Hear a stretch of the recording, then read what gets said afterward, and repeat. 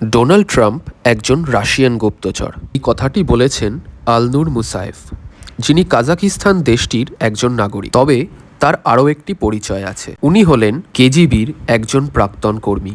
ভারতের যেরকম সোভিয়েত রাশিয়ার গোয়েন্দা সংস্থার নাম ছিল কেজিবি। কেজিবিকে বলা হয় বিশ্বের ইতিহাসে সবথেকে দক্ষ গোয়েন্দা সংস্থা। 1991 সালে সোভিয়েত রাশিয়া ভেঙে যায় এবং রাশিয়া সহ আরও নতুন 15টি দেশ সৃষ্টি হয়। কাজাকিস্তানও সেই দেশগুলির মধ্যে একটি।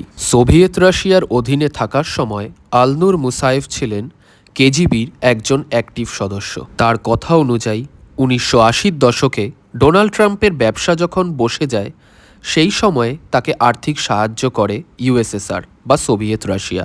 সেই সময় ডোনাল্ড ট্রাম্পকে ইউএসএসআরের কেজিবির একজন এজেন্ট হিসেবে রিক্রুট করা হয় এবং তার নতুন নাম হয় ক্রাসনোভ। ট্রাম্পের রাজনৈতিক কর্মকাণ্ড দেখে এই সন্দেহ প্রকাশ অনেকেই করেছিল। বর্তমানে ডোনাল্ড ট্রাম্প ইউক্রেনকে সমস্ত সাহায্য বন্ধ করে দিয়েছে এবং ন্যাটোর থেকেও বেরিয়ে আসতে চাইছে, যেগুলি পরোক্ষভাবে রাশিয়াকেই সাহায্য করছে।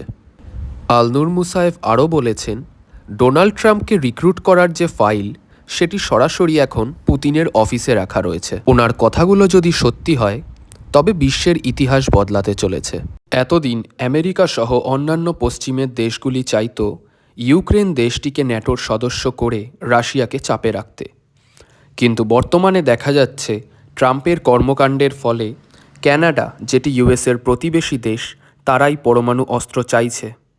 ডোনাল্ড ট্রাম্প ইলন মাস্কের সাহায্যে ডোজে নামে একটি নতুন সরকারি দপ্তরের গঠন করেছেন, যেটি আমেরিকার সরকারি কর্মচারীদেরও ভীষণভাবে রাগিয়ে দিচ্ছে।